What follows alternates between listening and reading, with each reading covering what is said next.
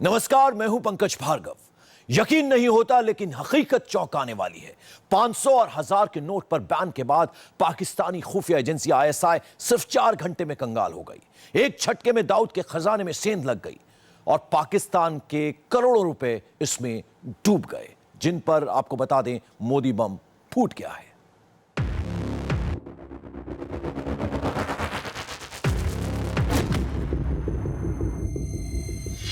आधी रात में आईएसआई कंगाल हो गई।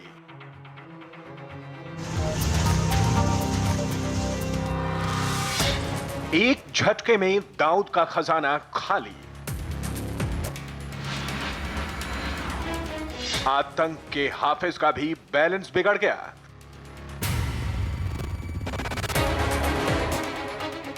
देश के दुश्मन अब मातम मना रहे हैं। सिर्फ 4 घंटे में डूब गए पाकिस्तान के 12 लाख करोड़। सिर्फ 4 घंटे और मोदी का ऐसा प्रहार कि देखते ही देखते देश के 3 बड़े दुश्मन कंगाल हो गए। ब्लैक मनी और टेरर फंडिंग पर हुए इस अब तक के सबसे बड़े सर्जिकल स्ट्राइक का असर सिर्फ हिंदुस्तान में ही नहीं, पाकिस्तान में भी दिखा, क्योंकि इस प्रहार से सरहद पार बैठे देश के दुश्मनों को संभलने तक का मौका नहीं मिला।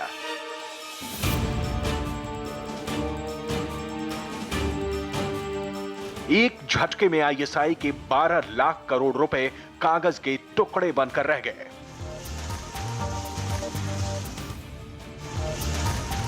इस फैसले से पाकिस्तान के वो नकली नोट भी फंस गए जो धड़ल्ले से पाकिस्तानी प्रिंटिंग प्रेस में छपा करते थे। भारतीय खुफिया एजेंसी आईबी और जांच एजेंसी एनआईए के मुताबिक आईएसआई ने भारत में 12 लाख करोड़ के नकली नोट भेजे थे। इनमें से वो नोट सबसे ज्यादा थे जो लाहौर के पाकिस्तानी प्रिंटिंग प्रेस में छपे थे। साथ ही वो नकली नोट भी थे जो पेशावर और क्वेटा के प्रेस में छपे थे। आईएसआई ने टेम्पलेट चोरी कर इन नकली नोटों को छपवाया था। भारत की मार्केट में इस नकली नोट को खपाकर आईएसआई रातों रात मालामाल बन गई थी, लेकिन अब देखते ही देखते कंगाल हो गई है।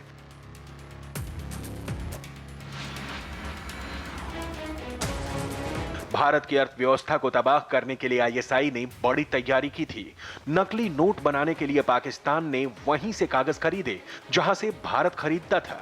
चिदम्बरम फाइनेंस मिनिस्टर थे, उन्होंने करेंसी पेपर की प्रिंटिंग को एक अंग्रेज कंपनी देलारू ऐसा कुछ नाम से लंदन में उसको दिया, जो पाकिस्तान के लिए भी करेंसी पेपर छापती है। पाकिस्तान के पास जो करेंसी पेपर जो हम उपयोग करते हैं छापने के लिए, वही उसी पर उन्होंने भी छापने लगे, तो आतंकवादियों के लिए बड़ी सुविधाजनक हो गई। जो फेक करेंसी नकली नोटों का बड़ा सर्कुलेशन जो चलता है, मुल्क के बाहर से भी चलता है और अंदर में बहुत लोग इसमें इस धंधे में है, उनके ऊपर में भी ये बहुत बड़ा प्रहार है। सर, जानकारी ये है कि नकली नोट पेशावर और कराची में छपते हैं, उन पर भी रोक लगेगी? उनका तो धंधा बंद हो जाएगा इससे।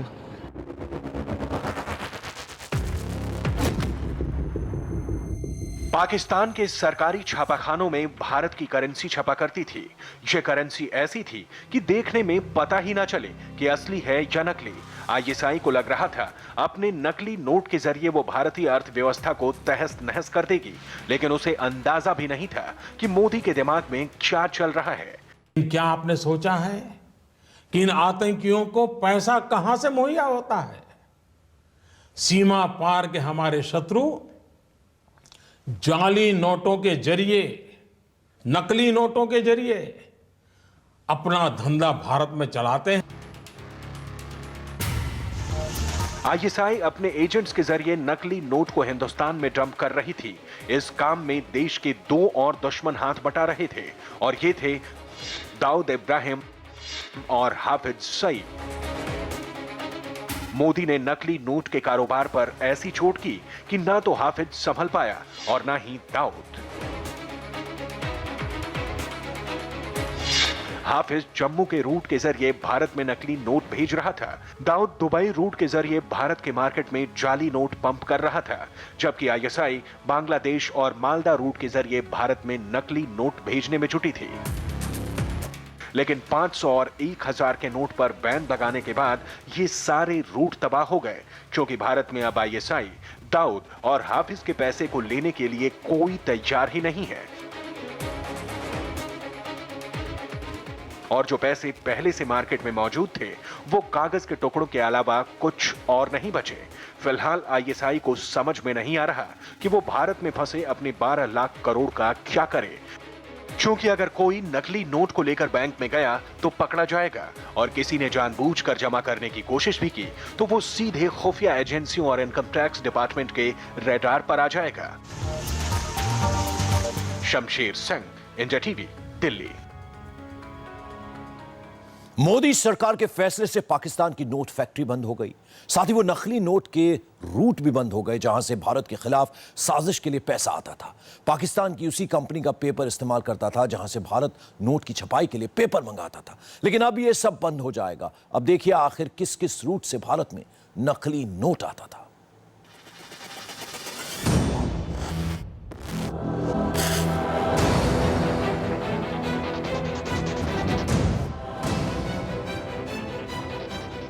पांच 500-1000 के इन नोटों में कौन असली है, कौन नकली, ये पहचानना बेहद मुश्किल हो गया था, क्योंकि आईएसआई ने रची थी ऐसी साजिश जिसकी वजह से 100 में से 60 नोट नकली थे, और ये वो नोट थे जो एटीएम से भी निकलते थे और बैंक में भी मिलते थे। हम और आप अपने वॉलेट में जो नोट रखते थे वो हिंदुस्तान में छपा था या पाकिस्तान में, पहचान पाना करीब करीब नामुमकिन था, क्योंकि आईएसआई ने भारत के मार्केट में भेज दिए थे 12 लाख करोड़ के नकली नोट, और इस काले धंधे के लिए देश के दुश्मनों ने चुने थे 3 खास रूट। नकली नोट का पहला रूट मालदा, पश्चिम बंगाल। कोलकाता से 327 किलोमीटर दूर भारत बांग्लादेश के बॉर्डर पर बसा मालदा हिंदुस्तान की सरजमी पर दुश्मन की नापाक नजर थी, क्योंकि यह इलाका सिर्फ बांग्लादेश से ही नहीं, नेपाल से भी सटा हुआ है।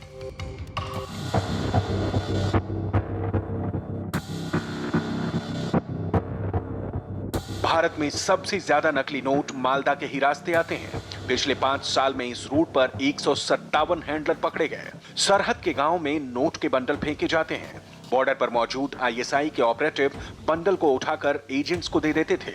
छोटे छोटे कस्बों के बैंक में ये रकम जमा करवा दी जाती थी।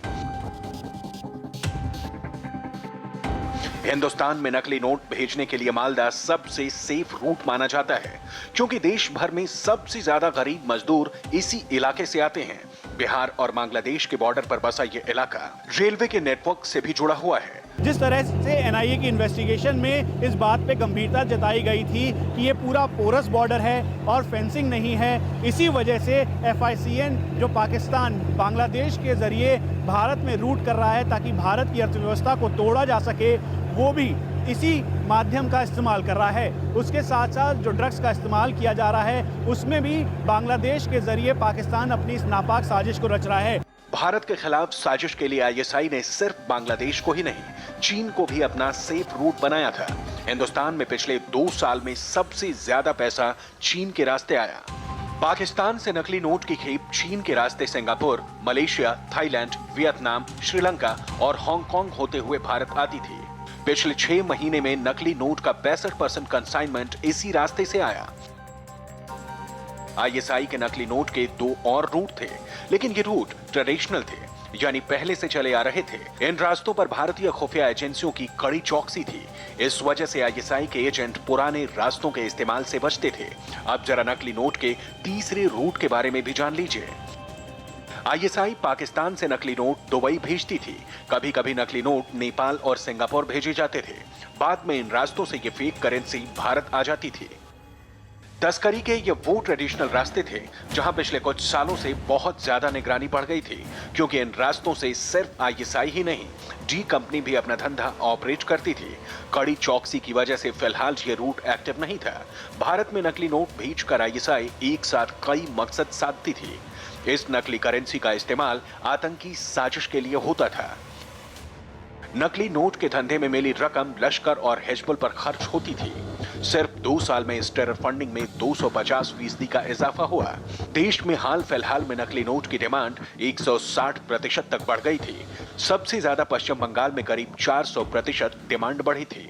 सबसे बड़ी बात है कि आईएसआई और आतंकी बेखौफ होकर बंगाल, बिहार, यूपी और नॉर्थ ईस्ट के राज्यों में नकली करेंसी पंप कर रहे थे और खुफिया एजेंसियां चाहकर भी लगाम नहीं लगा पा रही थी, क्योंकि 100 में से 60 नोट नकली थे। यह जो जाली नोट है, यह फेक करेंसी है। यह फेक करेंसी पाकिस्तान में छपती है और पाकिस्तान से भारत में आती है ताकि भारत की अर्थव्यवस्था को ध्वस्त कर दिया जाए। यह पाकिस्तान कोशिश कर रहा है। 1000 का नोट क्योंकि बहुत जाली चल चुका था और एक नए कॉन्सेप्ट के साथ नोट लेकर के आ रहे हैं, नई डिज़ाइन के साथ लेकर के आ रहे हैं।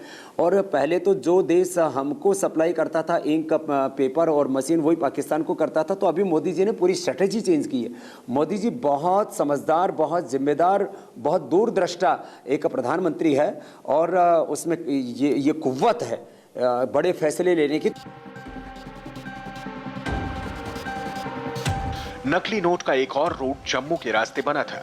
लश्कर और हाफिज के आतंकी इस रूट से पैसा भेजकर जम्मू कश्मीर और नॉर्थ इंडिया में सप्लाई करते थे, लेकिन काले धन पर सर्जिकल स्ट्राइक के बाद हाफिज का यह पैसा भी कागज के टुकड़े के सिवा कुछ और नहीं रहा। Shamsher Singh, India TV, Delhi. और अमेरिका में ट्रंप की जीत से कैसे बेचैन हुआ बगदादी दिखाएंगे ब्रेक के बाद। डोनाल्ड ट्रंप की जीत से सबसे बड़ा धक्का पहुंचा है दुनिया के सबसे खतरनाक आतंकी संगठन आईएसआईएस को।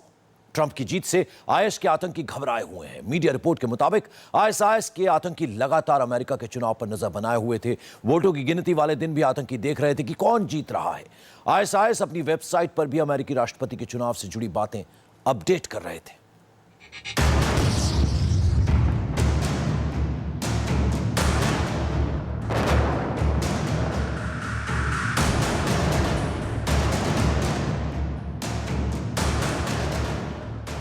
डोनाल्ड ट्रंप की जीत के बाद से बगदादी के आतंकियों में मची खलबली। आईएसआईएस के आतंकियों को सताने लगा है मौत का डर। ट्रंप की जीत से बुरी तरह से घबरा गया है दुनिया का सबसे खतरनाक आतंकी संगठन आईएसआईएस, जिसकी गवाही देती हैं ये तस्वीरें। जिस वक्त अमेरिका में राष्ट्रपति चुनाव के लिए वोटों की गिनती हो रही थी, उस वक्त इराक के मोसुल में बैठे आईएस के आतंकियों की सांसें भी तेजी से चल रही थी। शुरू से ही आतंकियों की नजर अमेरिका के चुनाव पर थी, लेकिन चुनाव के दिन खास तौर से आईएस के आतंकी ये देखने में लगे थे कि कौन जीतेगा, ट्रंप या हिलरी। आतंकियों की बेचैनी का अंदाजा आप इस वेबसाइट से लगा सकते हैं। आईएसआईएस अपनी वेबसाइट पर भी लगातार वोटों की गिनती की टैली अपडेट कर रहा था। वेबसाइट पर नीचे की तरफ बड़े बड़े अक्षरों में टैली दिखाई जा रही थी। इतना ही नहीं, आतंकी मोबाइल के जरिए भी एक दूसरे को चुनाव का अपडेट दे रहे थे। आतंकी इस बात से आशंकित थे कि कहीं ट्रंप ना जीत जाए, क्योंकि ट्रंप की जीत में छिपा है आईएसआईएस का खुद के बर्बाद होने का डर। ये डर इसलिए भी है क्योंकि अमेरिकी सेना पिछले 2 हफ्तों से इराक के मोसुल में आईएसआईएस के गढ़ में घुस चुकी है। आईएसआईएस अपने ही घर में अमेरिकी फौज से घिरा हुआ है। खुद की जान बचाने के लिए आईएसआईएस के आतंकियों ने मोसुल के पास तेल के कुएं को आग के हवाले कर दिया है। अमेरिकी सेना के हाथों मरने से बचने के लिए आतंकी अब तक 19 तेल के कुओं को आग लगा चुके हैं, जिससे मोसुल के आसमान में काला और गाढ़े धुएं का गुबार छाया हुआ है। कुओं से 50 फीट ऊंची आग की लपटें उठ रही हैं।